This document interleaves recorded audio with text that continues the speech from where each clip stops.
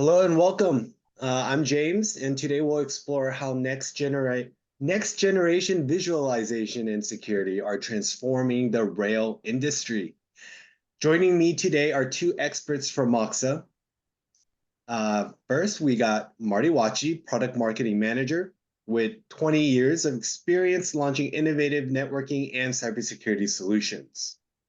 We also have Mario Binown, a field applications engineer with multiple industry certifications and 30 plus years of experience in industrial networking and cybersecurity. Marty and Mario bring deep expertise in rail technology, so feel free to ask them your toughest questions. Let's go through some housekeeping items. A few notes here. Today's session is going to be 60 minutes with Q&A at the end. You can submit your questions anytime using that Q&A feature. Watch for poll questions during the presentation. Your input helps us tailor the discussion, and you'll receive a recording at the end of the webinar as well. Lastly, please complete our brief survey at the end. Your feedback is greatly appreciated. And with that in mind, I will pass it off to Marty to kick off our webinar. Marty. Hey, thanks, James. Hey, welcome, everybody. Thanks for joining us. Let me go through kind of the agenda for today. I'm going to start off with just talking about some of the industry trends and customer trends that we're seeing across all of our customers that are kind of shaping the next generation security and network visibility solutions that we're seeing. Give you a quick introduction to some of the Moxa solutions that we're using with customers to help address some of these security and visibility trends. And then Mario is actually going to come and discuss a couple of real world examples of some of these technologies as they're being applied to rail. And then we will open it up for your question and answers. As we're going through this, we're going to cover a lot of materials. Please go ahead and as we're talking, submit your question when it comes to mind in the Q&A so that you don't forget, and then we'll be able to take your question at the end of the presentation. So with that, let's go ahead and get started. So one of the things that I've been seeing probably for the last over a year is in all of our customer engagements, I could kind of put the conversations in one of these three buckets. The first one, and this has been going on for probably even more than the last 10 years, is really digitization of what's really accelerating that now is this need for network transformation. And some of that's being driven by this AI that you're seeing. Now, AI transformation can mean a lot of things to a lot of people. I think the one that gets a lot of press these days in the news is, the high flying tech stocks like NVIDIA and others that are designing the chips that are doing all the processing for the AI transformation. And all that's important. What we're seeing from a Moxa perspective is taking kind of a step back in an earlier piece, which is before you can crunch any of the data, you really need to have all of your instrumentation connected so that you can get all the information from all those sensors, all those devices, all your rail cars, your way stations, et cetera, so that you can push it up to AI to do something with that. And this is where the everything connected AI piece is kind of converging to this kind of overarching bucket here of the first two buckets is really driving this everything must be connected. The other thing that we're seeing quite a bit is the financial stakes, and this is both an internal and external driver. So there's a lot of regulations across the world, both in the US and Europe, that are driving certain security requirements, which definitely have sometimes some financial penalties. Companies themselves are, creating certain requirements internally and certain goals, which again are some of the pain points that they're seeing. And really with the AI and the financial stakes that we're seeing with security, what we're seeing is the visibility and need for more security, kind of the big overarching. So we're going to talk about both of these things today. So just some other proof points so that, it's just not me talking about this. So one of my former companies, Cisco, they in their OT, State of the Industrial Networking report for last year, basically prioritize a lot of the same things, cybersecurity number one, IT, OT collaboration and convergence, and then harnessing AI for competitive advantage. The last example is Deloitte, and they kind of are making the point that I was making about, before you can process, it's really the data that becomes the central factor for generative AI success. So with that, that kind of just gives you some of the background of what's going on. Let's start off with our first poll question. And really what we wanted to know was, how do you currently secure your onboard networks? Check all of these that apply. Are you using L2 network segmentation, i.e. VLANs, layer 3 segmentation, access control lists of some kind? Are you using network access control, whether it's Active Directory, Radius, AAA? Are you using next generation firewalls centrally deployed for deep packet inspection? Or are you even using some next generation firewalls deployed at the edge for like micro segmentation? So we'll just take a minute here, let you guys go ahead and check all of these that apply.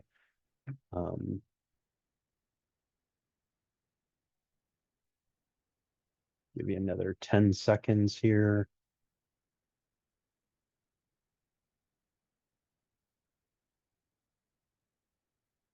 No, we're still seeing some come in. We'll wait a little bit longer.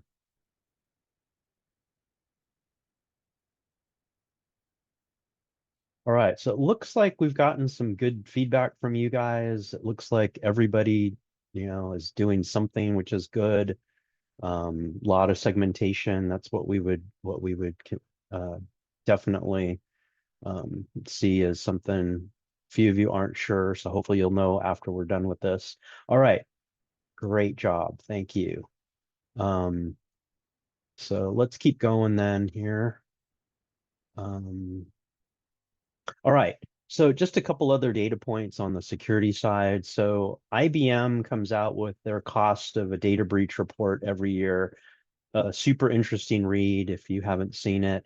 It covers all the different industries, not just like rail or transportation. So this is like basically everything, but it's kind of an interesting trend here. So let me kind of take you through this.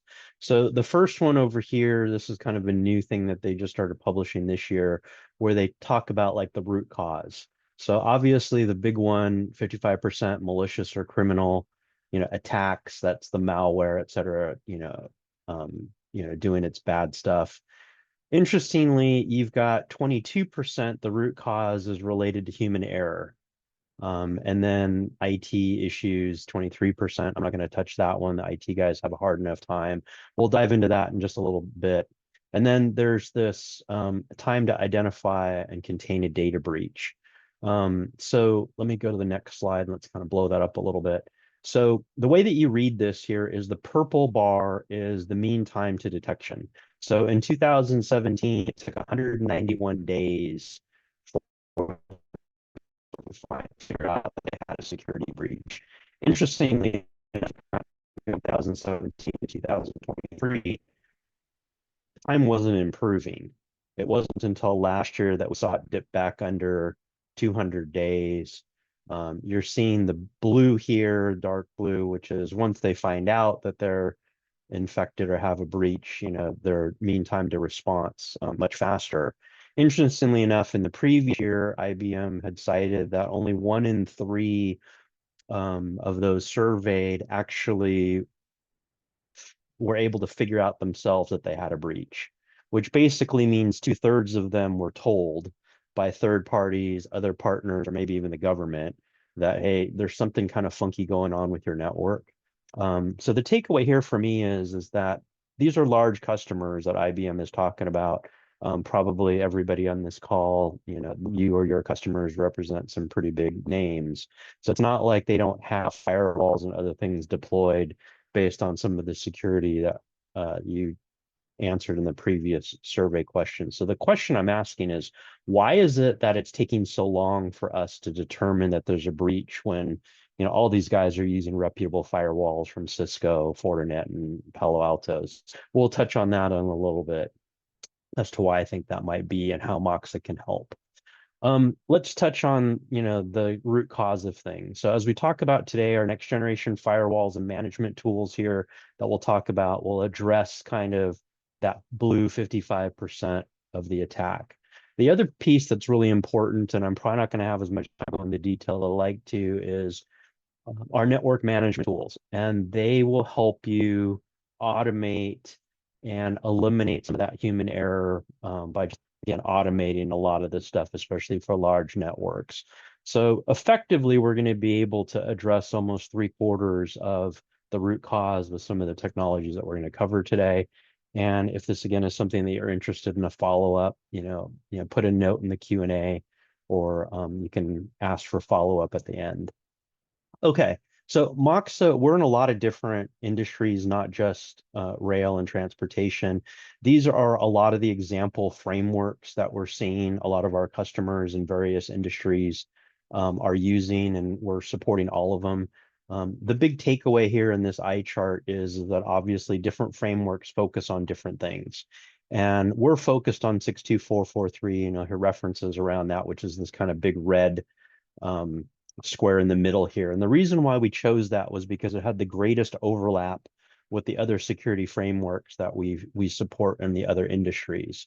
But the takeaway for you guys here today is not what framework that you're really looking at, but from looking at the chart, the takeaway I have here is that this bottom lower right corner is where a lot of the other frameworks have a gap. And this is something that can be exploited by the bad guys. So this is why I want to kind of highlight it here. And in this quadrant, the things that 62443 highlights that maybe some of the others don't is having a secure supply chain. So making sure that your supply chain is not able to be compromised and have bad stuff happen. And secondly, that you have network management tools to be able to do some of this stuff to manage it. Right. So these are two really important pieces that we do support with our solution. Okay, so let's jump into an introduction to our solutions to address some of these trends. So if we were having a test question, this would be on the test here. So again, all of you have customers that have or are using reputable IT security solutions from Cisco, Fortinet, or Palo Alto, or others. And Moxa is here not to replace those vendors, but to augment those security solutions where needed. So ours is a complementary strategy, not a replacement strategy. We're not here to try and convince you to replace your Cisco, Fortinet, or Palo Alto with a Moxa firewall, but we do want to show you how we're augmenting that. And it really comes to the strengths and weaknesses of the two different camps. So your IT guys, obviously, they play very strong in IT. They're coming into OT in the core and aggregation layer, but they don't really have strong, affordable OT edge solutions. And this is where the products that we're going to talk about today from a security firewall perspective play. And they, I think, integrate pretty well with those Cisco, Fortinet, and Palo Alto solutions. We do support a lot of IT tools as well. So these OT solutions, I think, play nicely with a lot of the IT architectures. When we look at what's happening, this is kind of the transformation that we're seeing. So you start with kind of what we're seeing as the legacy OT networks was your defense in depth. You have your perimeter firewall security, which a lot of you in the questionnaire acknowledged. You're doing your layer 2, layer 3 segmentation with managed switches or smart switches. But what we're seeing, and a few of you checked this on your survey, is this new micro segmentation where you're pushing firewalls out to the edge of your network in that critical asset controllers RTU range. So what you're doing is you're shrinking the containment zone of the managed switches where they have less visibility, they don't have some of those things. So what we're seeing, kind of the three big bullets that we'll talk about today to be able to effectively do this, is you need products that are next generation firewalls for both brownfield and greenfield critical asset protection at the edge. You need centralized management at scale, and you need an CapEx, OpEx optimized next generation firewall so that it's affordable. Okay, so having said that, let's pull up the other poll question, James, if you can throw that up for me. Okay, so the first question is, do you separate your onboard network services from each other, i.e. your CCTV communications control systems, yes or no, or you don't know. And then the second question is, if so, how do you separate out that network traffic? And it's kind of the same choices that you guys had before here in the first question. So if you guys could answer that here for us, we'll give you a minute or two to answer that. And hey, Marty, I'd like to kind of Sure. qualify the question too. This is not related to the vital network on the onboard. This would be because most systems onboard networks are totally separate. So this is more or less between the CCTV, your communications with like door control, or your passenger information systems. Is that separated? So Okay, let's I just hope that give clarifies it. you guys a couple more seconds to go ahead and either revise your answer or answer. Looks like a lot of you do segment that, which is good. It looks like it's pretty common. It looks like a lot of managed switches and kind of using next generation firewalls. Okay, that's really good. All right, so I'm going to go ahead and end the poll, and we can share the results here. So you can see a lot of you are doing the segmentation, which is good. It looks like the most common one is more that kind of that managed layer 2, layer 3 switch. A few of you are kind of already using firewalls. Doesn't look like anybody's doing micro segmentation yet. Okay, so it sounds like what we're going to be covering is going to be valuable. All right, so let me keep going here. So real quickly, we have a whole product line, a lot of different switches. These are kind of more focused on with DIN-rail and the way side. We have rack mount. We've got the uh,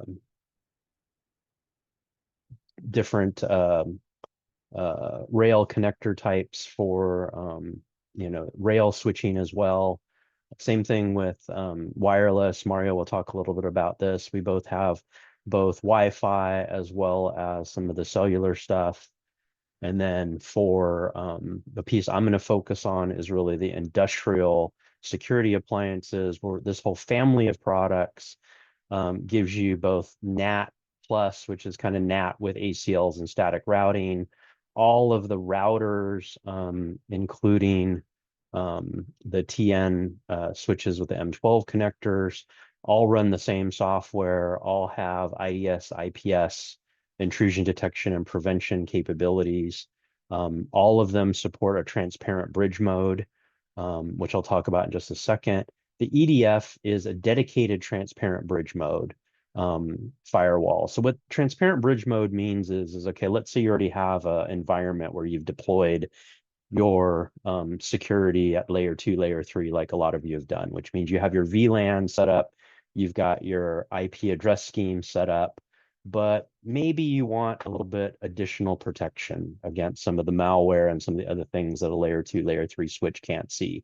You can drop in a transparent bridge firewall like the EDF or any of the EDRs between your switch segments, and you don't have to change your VLAN structure. You don't have to change your IP addressing. You're not using NAT. You're not using routing, but you get the benefits of the layer 7 deep packet inspection and visibility. And that's why we call it a transparent bridge firewall. Most firewall vendors do support this mode. It's not unique to Moxa, but it is important for a lot of these OT networks for you to be able to upgrade them, add this capability, and not have to change your IP address structure or your topology from a VLAN perspective. So from an intrusion detection and prevention, there are a lot of intrusion detection solutions out there, but all they do is tell you that, hey, you have a problem. They actually don't do anything to mitigate it. Whereas intrusion prevention tells you that you have a problem and can block it. And that's kind of what we're doing here. So this is an example of some of the things that we do from an IDS, IPS. We're partnering with a company called Trend Micro to deliver these solutions. They're a big desktop enterprise security vendor. So again, if this is something you're interested in, we can have definitely a discussion about that. This is, again, just kind of the definition. The licensing from an MSRP perspective for US MSRP is about $1.84 a day. for the firewall to be able to turn on this protection, which I think is very, very reasonable from an MSRP perspective. We have different management solutions to be able to manage the firewall security policies. You're able to do this all centrally. So that's, I think, a big win for us in terms of being able to scale. The other thing that we talked about was affordability from a CapEx, OpEx perspective. And this is just kind of an example of kind of roughly what some of the factors for total cost of ownership are. So from a Moxa perspective, all the management solutions that you've seen and will see from us, with the exception of the IDS IPS subscription, are all perpetual license. So MXV1, MX Security, all of those things, it's a one-time purchase. There's no subscription. A lot of our security competitors, that is a subscription. On top of that, they have hardware, software, phone support subscriptions. Our products come with an integrated 5-year phone and software firmware updates and upgrades capability. So when you look at this now over 5-10 years, our firewalls are very, very economical for what they're offering, and you have the ability to, upgrade them to IDS IPS just via a license. So let's bring up, I think, one of my last poll questions. And is it, do any of you use centralized network management to troubleshoot, onboard network failures or other things here? So let's just give you guys a minute or so to go ahead and answer this question. So far, I like the trend. It looks like most of you are doing something here. So that's definitely a good thing.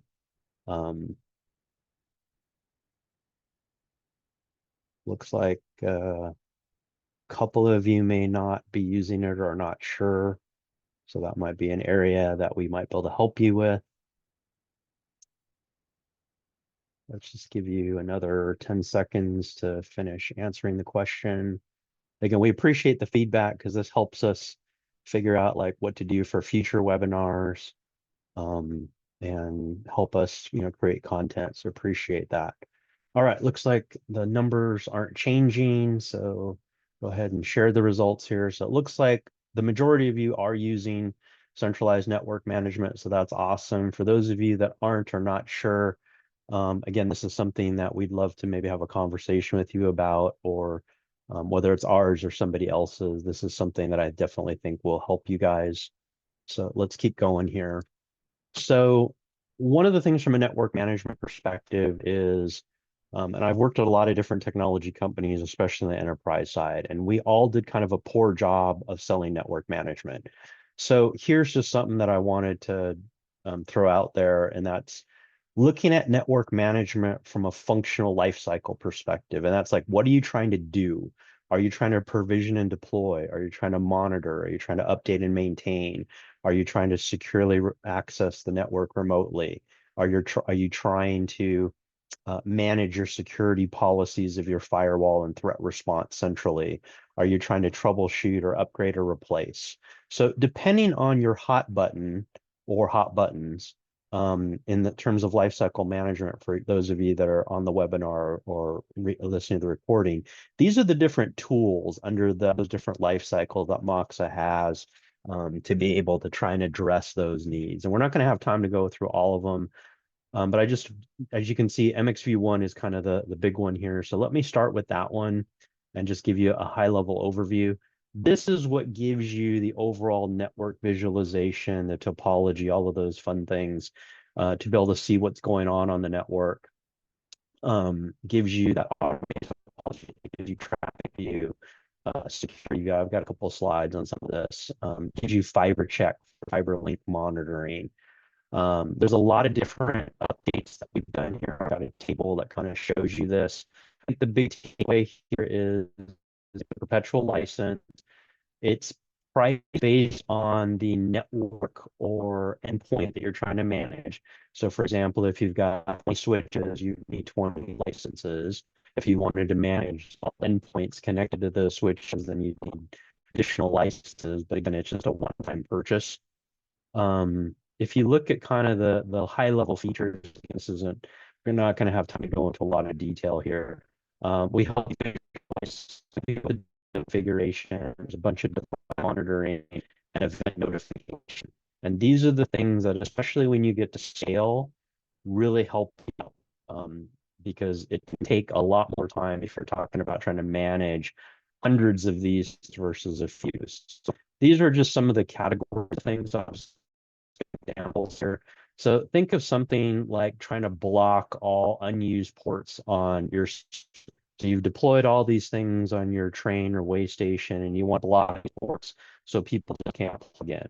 Well, if you've got hundreds of switches on your network, this could be quite a daunting task. With the centralized network management, I select the switch to central, click a couple buttons, hit apply, and it'll disable all of them.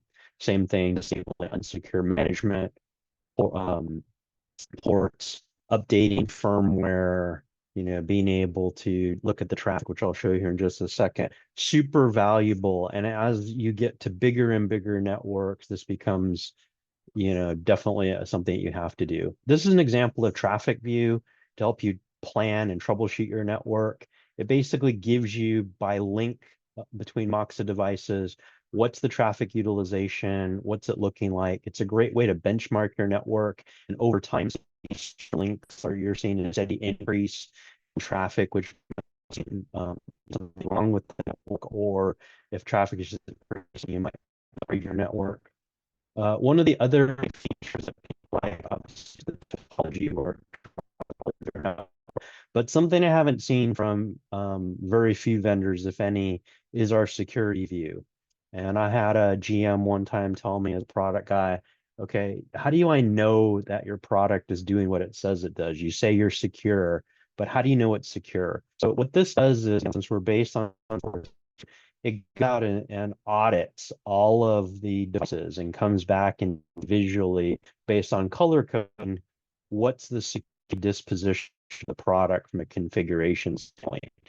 You can see the poly map, and what that map translates to is these features here. I'm not going to read all of them to you. You can see basically based on the SL level what the differences are about, do you have password strength check? Do you have have you enabled, configuration file encryption? This is a great way to maintain compliancy. So once you've set up the devices, they're set up correctly, going back and be able to change them. This is the architecture of MX View 1. This basically allows you to go through and use central manager.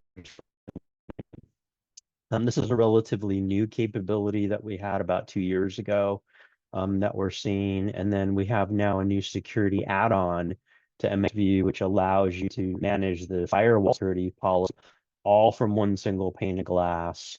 And then this is just an example of MX Security and MX Security View. They both do the same thing, but architecturally they're a little bit different. MX View Security Add-on basically is MX View 1 based, which is looking at it at a site level. MX Security's architecture is more centralized. This is for like more dispersed networks where you don't necessarily have individual sites. So again, architecture, the best way to describe this is this architecture here is for known or static IP address, so wall is. This one architecture is more for IP addresses that you may not know what the address is. It may not always be available because maybe it's a cellular or satellite link or whatever.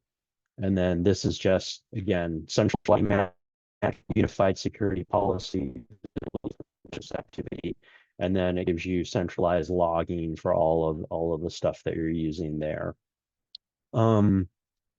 Just real quick, this is an example of the power of MX Security. You basically take your firewalls, so you establish a group. You basically go and define your security policy on the firewall. You apply it to the group and hit enter, and it pushes it out. It also maintains firmware and configuration file synchronizations. You make sure you're up to date on everything. There is a chart that shows you here that you'll get in the presentation that basically just shows you kind of what the differences are between using MX View 1 with the security add-on versus using MX Security. The big difference is multi-site versus site-based, and the fact that the add-on leverages the same licensing. We also get questions about, hey, this is really interesting. How do I get more information? I just want to try it. Obviously, you can ask us questions in the chat, but this is something that all of the software does come with free demo license. You can just download, activate, try it out. And it's definitely something that we'd love for you guys to try. And if you do have questions, let us know. So that kind of brings me to the end of my section. I want to bring Mario on for him to talk about his section here. So Mario. All right, thanks, Marty. Yeah, unfortunately, I don't know if you were aware that your audio was kind of breaking up a little bit. But maybe I just, maybe shut down your video or something, but um hopefully it wasn't too bad for the folks. If you guys have any questions, please submit them so that we can cover them at the end. Go ahead and go to the first slide. All right, so I'm going to cover three sections, basically onboard security, and then train to ground security, and then wayside station security. Um, I'm actually the FAE for MUS in for North America, South America, the transportation field application here. So this is a little near and dear to my heart. So one of the challenges that we were presented from a transit municipality, um, they added CCTV on board. However, the train builder said, no, you can't put this on the train network. And this wasn't the vital network either. This was actually just their communication network. So the solution to be able to break that up, we used the TN5916, which is one of our routers. It is an older model, but it is one of our TN ToughNet devices that are rated, the 51055, 501155 specification for onboard applications, and be able to use that router to not only segment the network, but actually put in firewall rules and access lists where as needed to only provide that CCTV connectivity to the devices that are supposed to be allowed to be able to see it, which was the municipality. So really good solution there. The next one, go ahead, next slide, is the train to ground security. And this is a brand new installation that we just did. We're using our new TAP wireless devices, the M3100R, which is AX. And we had an issue where the communication when the train would come into the station, where it was taking too long to upload the video and and passenger information. So what this solution provided was being able to provide both onboard and wayside higher throughput. Again, a lot quicker with AX. On our other models that we have, the TAP 323, not sure if any of you guys are on there, was only to the 802.11n standard. So definitely a big jump on our bandwidth. And then using WPA3 security, being able to lock that down. And then for redundancy, our AeroLink product, where it actually will load, not really load balance, will have a hot standby connection when in the station. So if one fails, it'll go to the backup. Really good solution so far. Everything's looking really good, and the customer is very happy with this solution. All right, next slide. And now this is the wayside station security. And one of the issues that we had with the customer is that the SCADA system that they were using, it's an industrial type. I'm not quite sure exactly what it was, but they were actually having issues with, hey, we know there's issues here, but we can't rip this out. We have to keep on using it. So what we did is we implemented not only our MXV1 MNS to monitor and manage it, we used it at each station, the EDR G9010 with deep packet inspection, and also the IDS IPS that monitors and then breaks, will actually mitigate those issues depending on, the policies in each of those stations.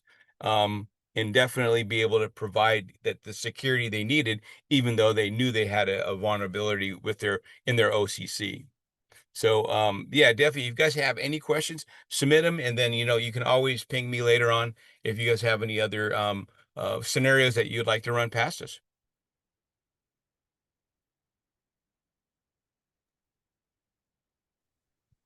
All right, so if any of you would like to contact us, there's a contact form here that you can go ahead and enter. Again, we covered a lot of different materials here.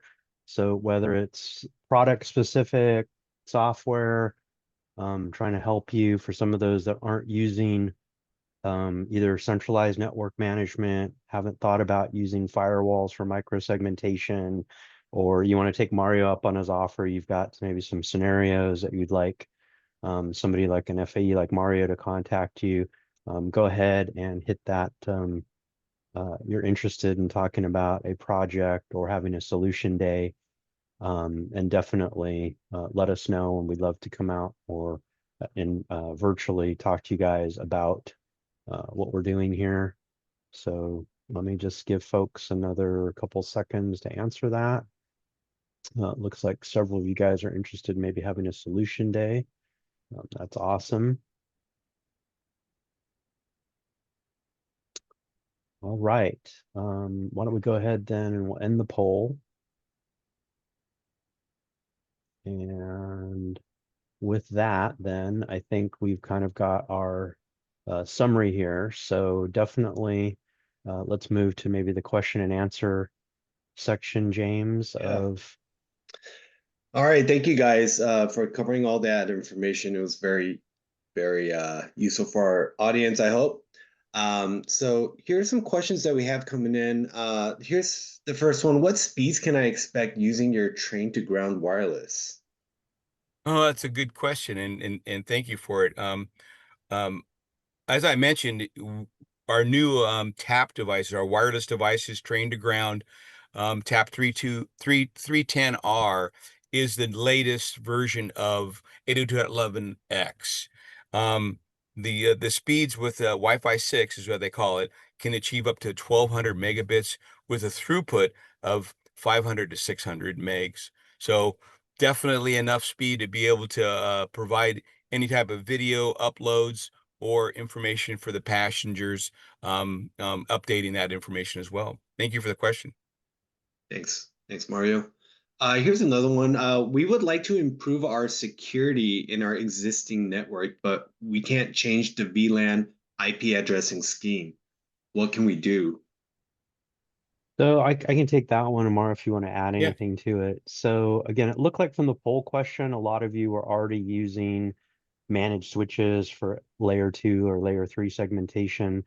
So what we've seen kind of across the board is folks using either our firewall or another firewall, what we call transparent bridge mode. So that means, again, no changes to your VLANs, no changes to your IP address schemes. You essentially drop the firewall in. If I back up here and let's use one of Mario's examples. So like if this was the train to ground here, and within each station, let's say you had a bunch of managed switches and you got your VLAN structure and everything, you could drop in these EDRs in a transparent bridge mode in front of those switches and not change your VLANs, not change your IP addressing, and still get the benefit of the deep packet inspection, the IDS, IPS, the firewalls.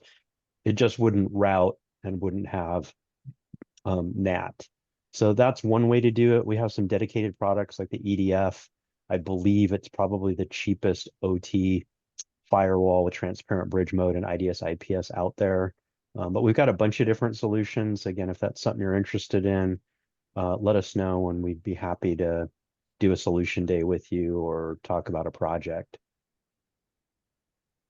Okay, so since you just kind of covered deep packet inspection, let me put this question next that I see here. Is deep packet inspection and intrusion detection and intrusion prevention included with your firewalls?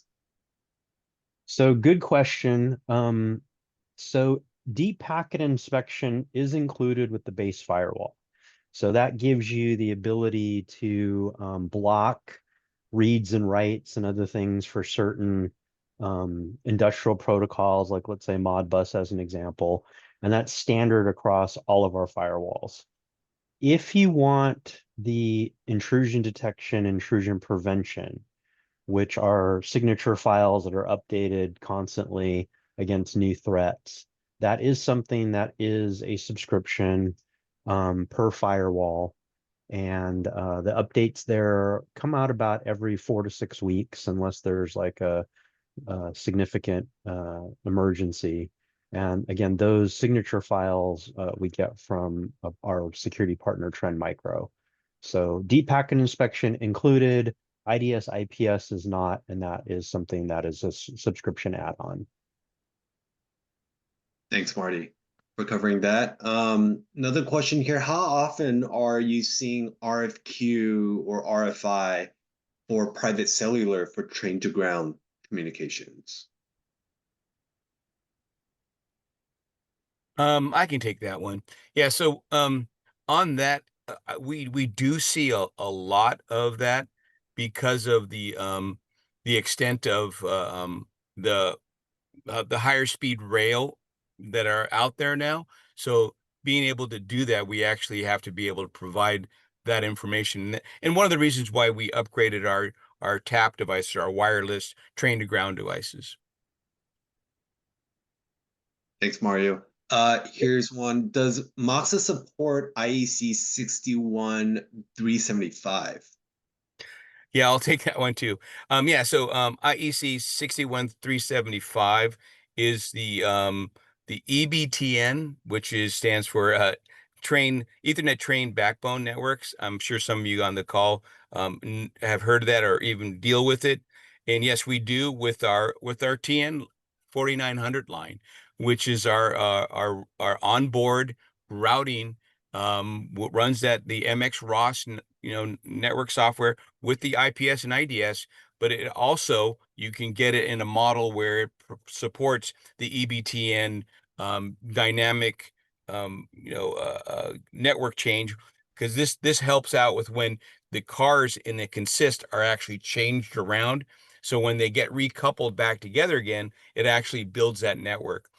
Mainly is used within the car builders, the actually train builders, but I've seen a lot of the municipalities actually engage us with this solution. So yes, we definitely do. Good question. If you have any more information on that, definitely get a hold of us. Awesome. Next question here. What is the licensing model for Mox's network management products? Okay, so good question. It's actually something that's worth repeating. So all of our network management products licensing is what we call a perpetual license. So you purchase it based on the device or site that you want to manage, and it's a one-time purchase. The only thing that we have that's a subscription for our network products is the intrusion detection and prevention signature files that we get from Trend Micro. That is an annual subscription, whereas everything else is just a perpetual license. You buy it once and you get to use it forever. Okay, great. I see a couple questions here, both asking about whether we have certain products. Let me maybe combine this into one. So the first one is, does Moxa have a wireless controller? And then the other question is, does Moxa have onboard cellular? Yeah, I can feel that one. We do have a wireless controller. It's been basically, for the wayside station and central stations, where it actually provides L2 and L3 roaming. Again, because of the speed of the train and how long the train's going to be in the station, sometimes it needs to be able to do that fast roaming. However, our next version of it, which has just came out, about 3 months ago, actually does provide the ability to manage and maintain not only the access point, but the clients as well. And I'm talking about Moxa equipment, not a third party AP or client, but these are, Moxa devices. We can actually push configurations. We can upgrade firmware all from a central location. So great question on that one. And myself, I'm pretty excited with that because it gives us a lot more functionality. And then as for cellular on the trains, we actually have some cool new not only 5G, but we actually have Wi-Fi 6 in the same module or in the same device. Our V20 1200 will has the EN50 155 standard with the OTA of 4. So it really provides that high temperature as well as the onboard rail certification. So definitely a great addition to our lineup or our products. Thanks, Mario. I see a couple questions left in our queue. We do still have some time left, so if anybody from our audience does have questions, go ahead and put that into Q&A, and we should have time to still get to it. So here's one. What security measures does the TAP 310R radio have?